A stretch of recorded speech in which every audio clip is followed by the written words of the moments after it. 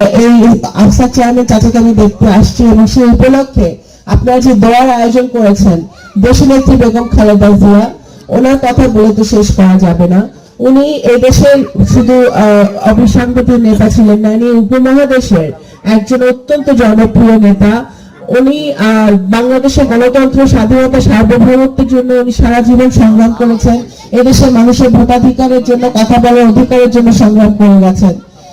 উনি ওনার আমৃত্যু উনি গণতন্ত্রের জন্য সংগ্রাম করেছেন। ওনার সাথে আমার মানে উনি আমাকে যেভাবে উনি দেখেছেন, যেভাবে উনি সহযোগিতা করেছেন, আমার সাথে দেশনেত্রী যে সম্পর্ক ছিল, আমি অত্যন্ত ব্যথিত যে উনি আজকে আমাদের মাঝে নেই। এই ক্ষতি দেশনেত্রী বেগম খালেদা জিয়ার বিকল্প শুধু দেশনেত্রী বেগম খালেদা জিয়া, এই স্থান কেউ নিতে পারবে না। আজকে আমরা দেশনায়ক তারেক রহমানের নেতৃত্বে সারা বাংলাদেশ আজকে ঐক্যবদ্ধ হয়েছে। সারা বাংলাদেশ ঐক্যবদ্ধ হয়েছে কেন? আগামী ফেব্রুয়ারি 12 তারিখে একটি নির্বাচন হবে। এই নির্বাচন সবাই আশা করছে, আমাদের নগরকান্দা সালতার আপামর জনতা সহ সারা বাংলাদেশের মানুষ তারা বসে আছে আশা নিয়ে, আকাঙ্ক্ষা নিয়ে যে আগামী 12 তারিখে নির্বাচন হবে সুষ্ঠু, নিরপেক্ষ এবং সবাই নিশ্চিন্তে, প্রাণ খুলে, মন খুলে তাদের নিজের ইচ্ছা মতো প্রার্থীকে, মার্কাকে তারা ভোট দিতে পারবে। সেই জন্য তারা বসে আছে। আমি আপনাদের সন্তান হিসেবে আজকে আসছি, আপনাদের সন্তান হিসেবে, আপনাদের বোন হিসেবে আমি বলতে পারি যে এই যে কয়জন এখানে বক্তব্য রাখলো মুরব্বীরা, সবাই কিন্তু বলছে যে আমরা এককালে বিএনপি করতাম, কিন্তু অত্যাচারে থাকতে না পেরে আমরা আরেক দলে গেছি, আবার আমরা বিএনপিতে ফেরত আসছি। আমার কথা হলো, আমার বাবা যখন ছিলেন, উনি যখন এমপি ছিলেন, মন্ত্রী ছিলেন, বা যখন কিছুই ছিলেন না, উনি যতদিন বেঁচে ছিলেন, উনি কিন্তু নগরকান্দা সালতার মানুষকে কখনো ভেদাভেদ করেন নাই। উনি জিজ্ঞেস করেন নাই যে ওনার বাড়িতে গেলে যে কোন দল করিস, কোন মতের মানুষ, কোন ধর্মের মানুষ, সে কিন্তু কখনো জিজ্ঞেস করে নাই। তার কাছে সবচেয়ে বড় পরিচয় ছিল যে আমি নগরকান্দার মানুষ, এটাই তার কাছে সবচেয়ে বড় পরিচয়। তো সুতরাং আমি ওনার সন্তান হিসেবে আমি মনে করি আল্লাহ তাআলা আমাকে এই গুরু দায়িত্ব দিছে, কর্তব্য দিছে যে আমি যেন আমার আব্বার অবর্তমানে, উনি যে সারা জীবন এই ফরিদপুর, এই নগরকান্দা, এই সালতা সারা জীবন যে এই নিয়েই ছিল, এইটা যেন আমি ধরে রাখি ওনার সন্তান হিসেবে। কারণ আপনারাই ওনার ধন সম্পদ, ওনার কিন্তু কোনো ধন সম্পদ নাই। ওহিদের একটা গল্প কিন্তু ওহিদ তার নিজের বক্তব্যই বলেছে, উনি সারা জীবন মানুষের জন্য করে গেছে।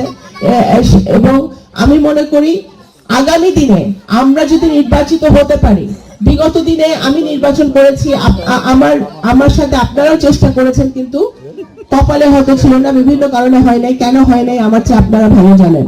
কিন্তু আগামী দিনে যদি আমরা জনগণের ভোটে নির্বাচিত হতে পারি, তাহলে আমি এতটুকু বলতে পারি, আমি আজকে আসতেছিলাম পুরাপাড়া ইউনিয়নে, আমরা গেছিলাম পুরাপাড়া থেকে মাঝারদিয়াতে ঢুকলাম, মুরাটিয়াতে রাস্তা পুরা ভাঙা। আমার এক মুরব্বী এখানে বক্তব্য দিচ্ছে, উনি মেম্বার, উনি বলতেছিল যে মা দেখো রাস্তার কি অবস্থা। আমি বললাম যে 17 বছর তো এক সরকার ছিল, বিএনপি সরকার তো ছিল না।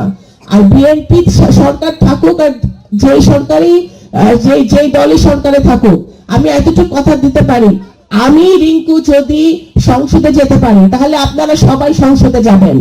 এবং আপনারা সবাই যদি সংসদে যান, আমরা সবাই মিলে এই মাজার দিয়ে রাস্তা আমরা ঠিক করব।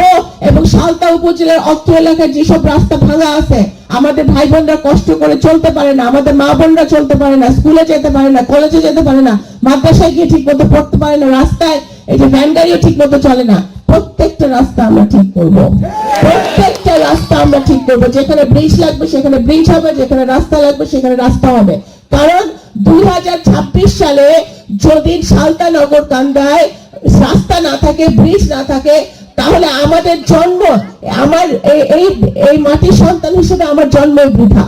এবং আমি বিশ্বাস করি আমরা যদি একসাথে কাজ করি, আমি একা পারবো না, আমি একা কিছু সম্ভব না। আমি যতই বড় নেতা হই বা এমপি হই, মন্ত্রী, আমার পক্ষে একা সম্ভব না। আপনাদের সবার সহযোগিতা লাগবে। আপনারা যদি আমার সাথে থাকেন, সহযোগিতা করেন, আমার মুরব্বীদের দোয়া যদি থাকে, আমার বোনরা, আমার মা বোনরা যদি আমার পাশে থাকে, আমার ভাইরা যদি আমার পাশে থাকে, আমার বিশ্বাস এই মাজারদিয়া ইউনিয়নকে আমরা মডেল ইউনিয়ন হিসেবে গড়ে তুলতে পারবো। আমার বিশ্বাস সালতা উপজেলায় আমরা একটা বড় মাপের হসপিটাল করতে পারবো, যেখানে আমাদের মুরব্বীরা, আমাদের মা বোনরা তারা স্বল্প মূল্যে, বিনামূল্যে তারা চিকিৎসা পাবে। আমার বিশ্বাস যে আমরা সালতা উপজেলায় আমরা ভালো ইউনিভার্সিটি করতে পারবো। আমাদের মাদ্রাসাগুলো এত আলেম ওলামারা আমাদের সালতা উপজেলায় আছে, এত মাদ্রাসা আছে, মাদ্রাসাগুলো আরো উন্নত মানের করার জন্য যা যা প্রয়োজন সেটা আমাদের করতে হবে। এটা কারণ এই আলেম ওলামারা গত 17 বছর ধরে নির্যাতিত ছিল। এই শাপলা চত্বরে আপনারা দেখেছেন কিভাবে পাখির মতো তাদেরকে মারা হয়েছে, তাদের উপর নির্যাতন হয়েছে আলেম ওলামাদের উপরে।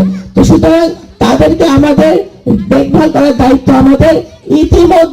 ইতিমধ্যেই কিন্তু বাংলাদেশ জাতীয়তাবাদী দলের যে 31 দফা আছে, তারেক রহমান সাহেব ঘোষণা দিয়েছে যে বিএনপি যদি সরকারে আসে আগামী দিনে প্রত্যেকটা মাদ্রাসায় প্রত্যেকটা আলেম ওলামারা ওনাদের কাজ অনুযায়ী, ওনাদের স্থান কাল পাত্র অনুযায়ী ওনারা কিন্তু অনুদান পাবেন, সরকারের কাছ থেকে ওনারা সাহায্য পাবেন।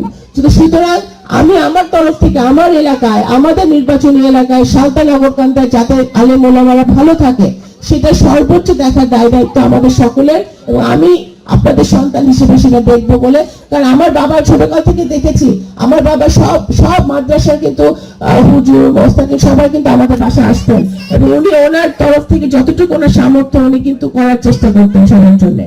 সেটা আমার দায়িত্ব, আমি সেটা করে যাব, আমৃত্যু করে যাব। নির্বাচনের সাথে ভাই এটা কোনো সম্পর্ক নেই। 12 তারিখ আসবে আর যাবে, 12 তারিখের পরেও 13 তারিখ, 14 তারিখ, 15 তারিখে আমরা কিন্তু একসাথেই থাকবো, এবং আমরা একসাথে থেকে আমরা একজন আরেকজনের দেখভাল করব ইনশাআল্লাহ।